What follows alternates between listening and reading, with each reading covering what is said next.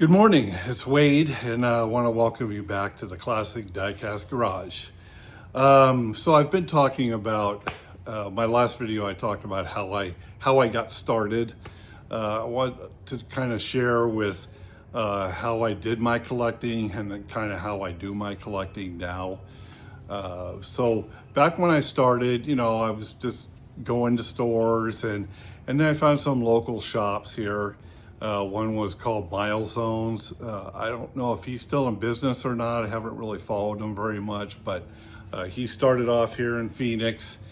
He ended up with a storefront in a mall back east somewhere and whatnot. So, but I used to go there on a regular basis and just look and see. He got new stuff in and he bought collections and stuff. And I found some really cool stuff at his store.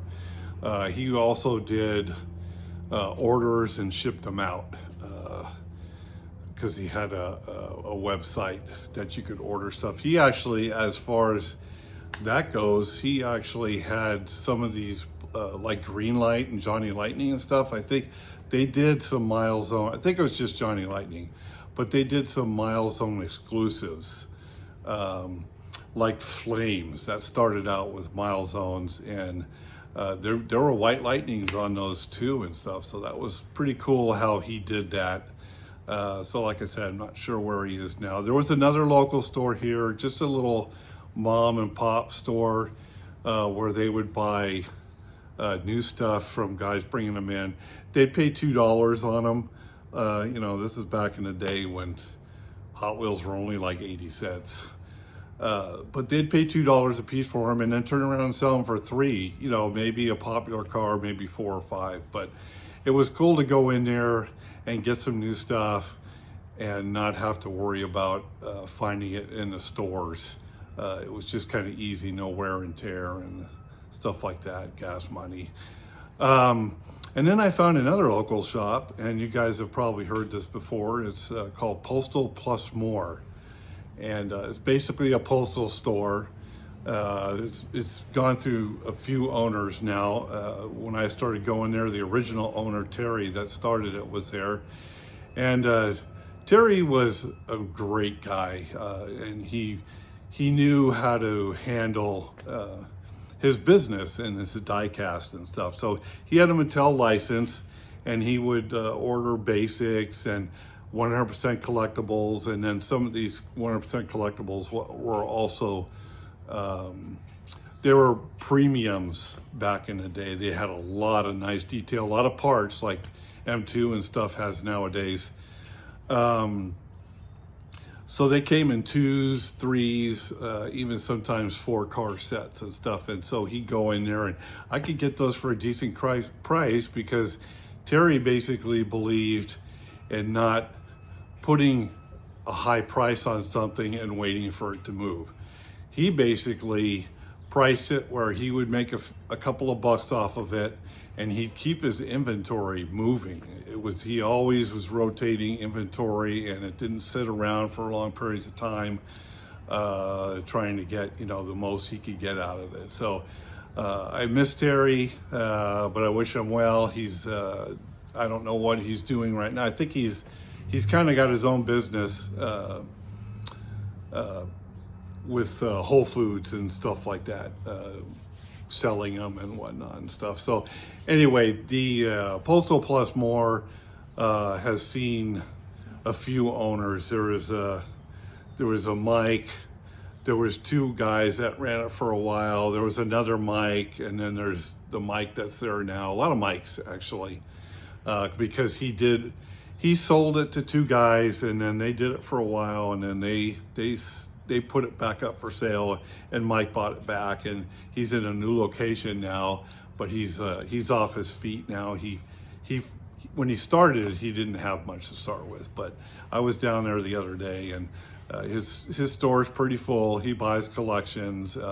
He's actually told me he's going to be getting a Mattel license, or not license, but account back, so he can get some new stuff and get it into the store and get it to local collectors here. So that's a good thing. So where am I going from here? So that's a lot how I did it besides hunting, was these local stores and stuff like that. And so, and then, you know, from time to time, if I couldn't get anything, I go on eBay and stuff and buy cars. You know, unfortunately, you have to pay secondary markets, but what I learned with that, and I still use it to my advantage because of the way things are nowadays. There's a lot of competition out there, and it's really hard to get stuff you want. So what I've learned from eBay is that I basically have a set price that I'm willing to pay for something. If you know what I think it's worth and stuff, I kind of research it on eBay and stuff like that. So basically I'll put a bid on it, and if I lose it, well, you know what, there's always one behind it and another one behind that and another one behind that. So I'll just keep bidding, and most of the time I'll get it for, you know, what I wanted, sometimes a lot less, because people may be sleeping on it and, you know, didn't put a bid on it or whatnot. So that's how I handle my eBay. I've learned nowadays around here, there's a lot of little local shows. There's one down in Chandler I go to that's quite a few guys there. Most of it's really good. They are willing to work with you, and they'll do trades and stuff. There are a couple guys down there that want eBay prices for everything, but I just kind of scoot right on by their tables.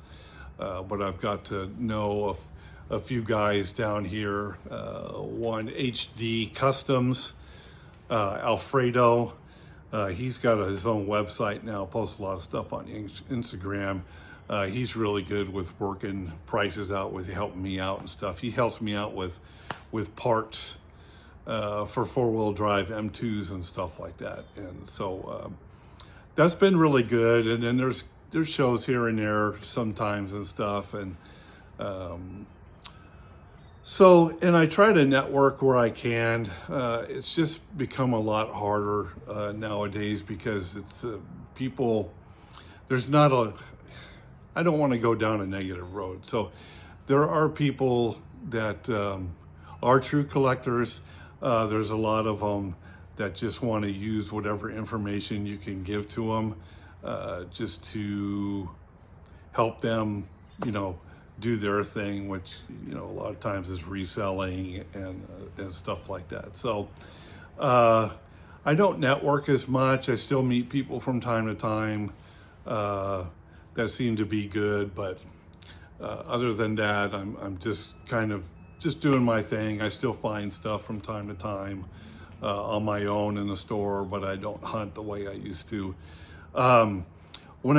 When I first started collecting and I learned about chase pieces and super, you know, treasure hunts and stuff like that, when I first started, I was at a moment in time where I found quite a bit of stuff as far as chases go. And I'm going to show that, you know, in future videos and stuff. Old stuff like Maisto chases and stuff like that, racing champions and whatnot. But I'll get into that later. But I did have a lot of luck, and up until probably right before the pandemic, for some reason during the pandemic things seemed to get a little squirrely, so that's where I'm at now. So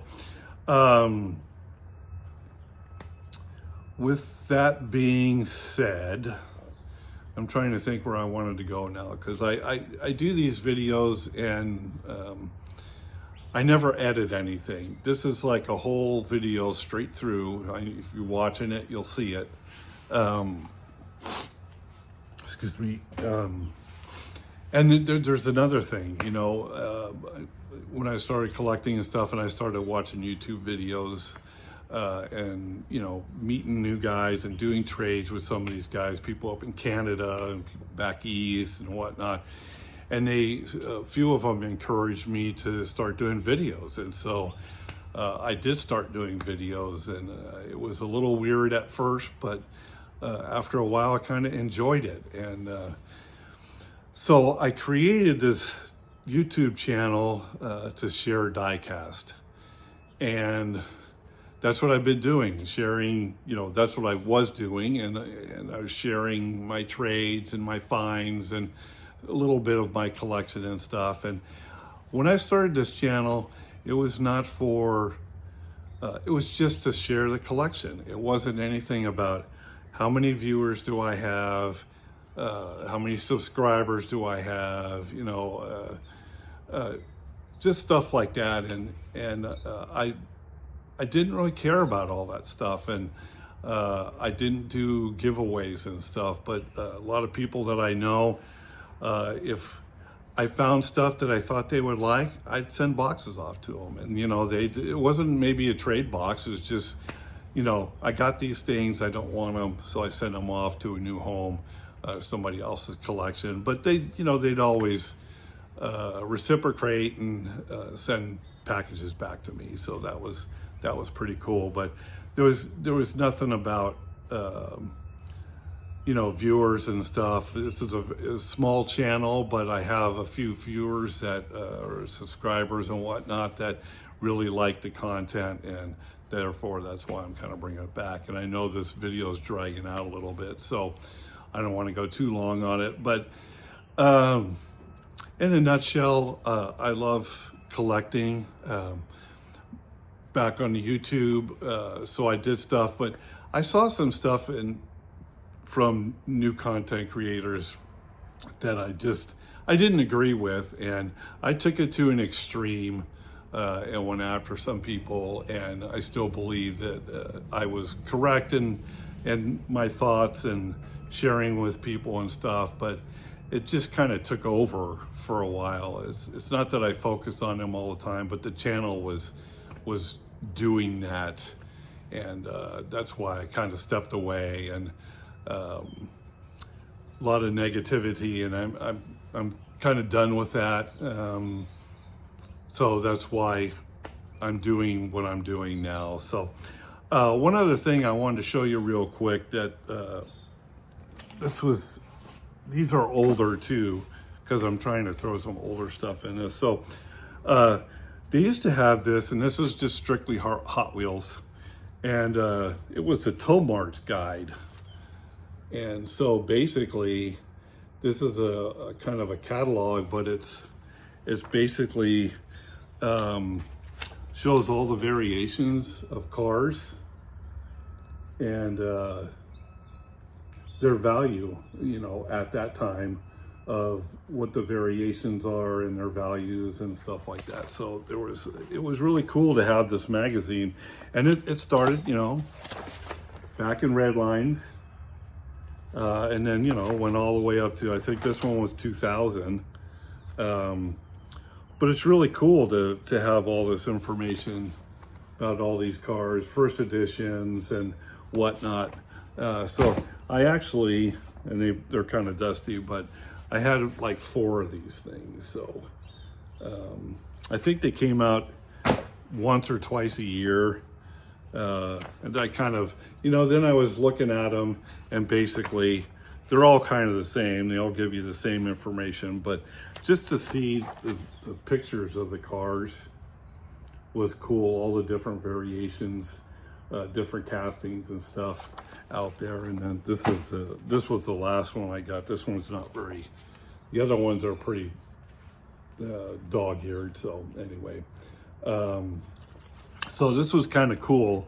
And then last thing is, there was a magazine called Lee's like toy collection or something like that. So Mike down at Postal Plus More has bought the rights to that, and he's going to be starting that magazine up again pretty soon. I was talking to him about it a couple days ago when I was down there. So it's going to take a little while for him to get it off the ground, but it's a lot of research on what stuff is worth. It's not just Hot Wheels too, it's other toys and stuff like that. So I look forward to that coming back. Told him I'd get a subscription from him if when he gets it back online. So anyway, sorry guys to drag this out, but I'm rejuvenated and I feel good about all this stuff, and I just want to share this stuff. And if 2 guys watch it, you know what? I'm happy if the guys enjoy what I'm posting and the content and stuff. So that's all that really matters in the long run, other than I love collecting cars and I want to share it. So, and I mentioned that in the other video. So anyway, with that, I want to wish you guys luck out there. Hope you find stuff you're looking for. If not, there's other ways to get what you're looking for and stuff. And I get the whole thing about paying a little bit of extra money on the secondary market. But if you do it right, and you know, if you got trades, you can make trades. If not, if you really want something, like when I really want something, I'll buy it. But I'm very frugal about how I do that. So anyway, collect what you like. You know, hopefully you get what you like. And may the Lord be with you and bless you and your families. And have a great weekend.